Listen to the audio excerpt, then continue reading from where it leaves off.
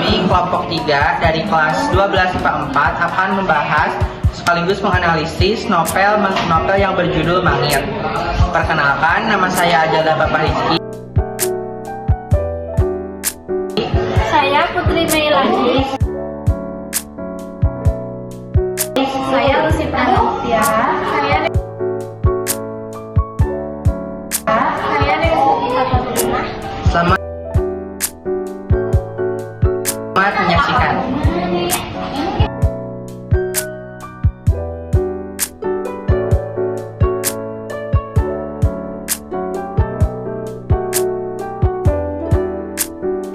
Soal yang pertama yaitu cari hal-hal yang menarik tentang novel yang dibahas.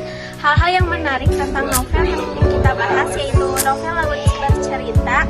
Ini meliputi kisah penculikan aktivis yang pertama. Penculikan Biru Laut dan teman-temannya oleh sekelompok orang tak dikenal menggambarkan situasi kelam yang dihadapi aktivis pada tahun 1998 di Indonesia, terutama dalam konteks gerakan mahasiswa dan aktivis yang berusaha memperjuangkan demokrasi. Yang kedua yaitu penggunaan perspektif narasi. Narasi dan perspektif Biru Laut yang bercerita dari dasar laut yang sunyi menambah unsur misteri dan kedalaman emosional. Ini menunjukkan bahwa cerita ini mungkin mencakup unsur spiritual atau simbolis, di mana laut meskipun hilang masih berbicara kepada dunia. Yang ketiga yaitu pencarian keluarga dan sahabat. Penggambaran usaha keluarga, khususnya sang adik Asmara Jati serta kekasih dan rekan-rekan lainnya dalam mencari Biru Laut dan aktivis lain yang hilang memberikan sentuhan humanis. Ini menyorot rasa kehilangan, harapan, dan perjuangan mereka untuk mendapatkan keadilan.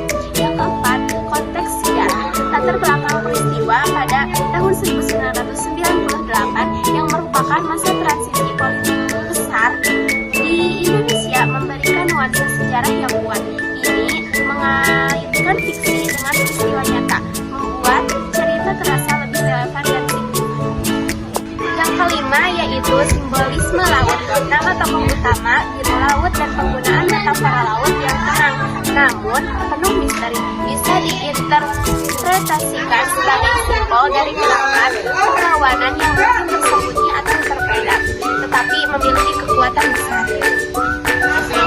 Soal yang kedua, dari sinopsis Laut Bercerita, beberapa informasi penting yang dapat ditemukan adalah penculikan aktivis Biru Laut. Seorang mahasiswa bersama 3 temannya diculik oleh sekelompok orang yang tak dikenal pada tahun 1998. Mereka disekap dan mengalami penyiksaan untuk memaksa akan dalam balik gerakan mahasiswa dan aktivis saat itu. Namun pada tahun 2024 tidak ada lagi laporan penculikan mahasiswa aktivis.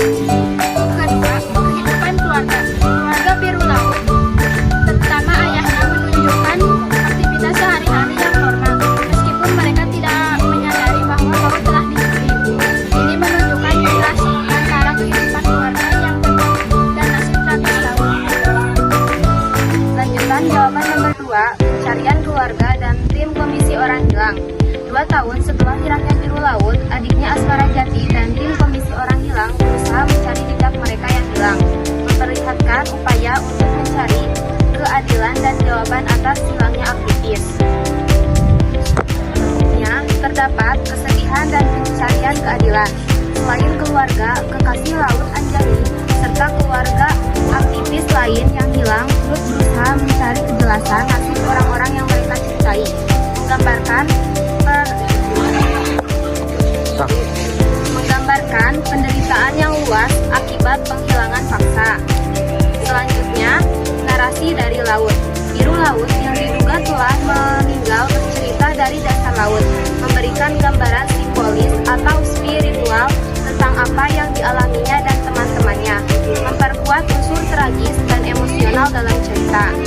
Informasi ini memberikan gambaran tentang tema utama novel, yaitu penderitaan, pencarian keadilan, dan kritis terhadap pelanggaran hak asasi manusia di masa lalu. Selanjutnya, soal yang ketiga, apa saja struktur yang terdapat dalam sinopsis novel Laut Bercerita? Yang pertama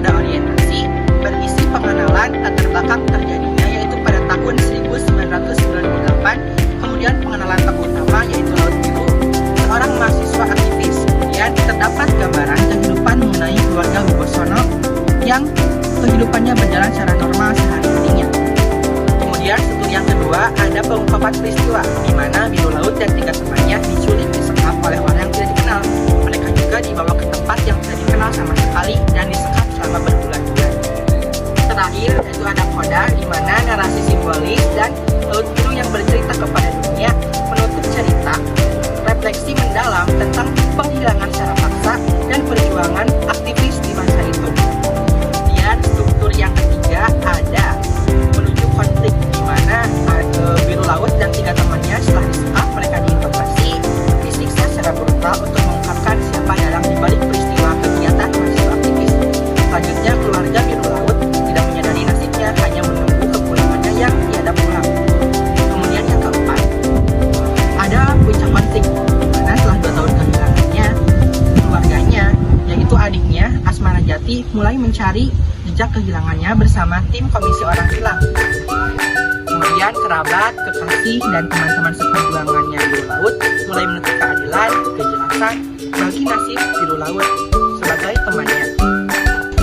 Struktur yang kelima ada penyelesaian, di mana saat ini biru laut dikatakan sudah meninggal. Biru laut bercerita di dalam dasar laut yang paling sunyi, menceritakan apa yang terjadi sebenarnya pada dirinya, begitupun juga pada teman-temannya. Terakhir itu ada koda di mana narasi simbolis dan laut biru yang bercerita kepada dunia menutup cerita refleksi mendalam tentang penghilangan secara paksa dan perjuangan aktivis di masa itu. Sekian yang dapat kami sampaikan atau menjawab pertanyaan dari Ibu. Mohon maaf apabila banyak kesalahan dalam penyampaiannya. Terima kasih atas perhatiannya. Wabillahi taufiq wal hidayah. Wassalamualaikum.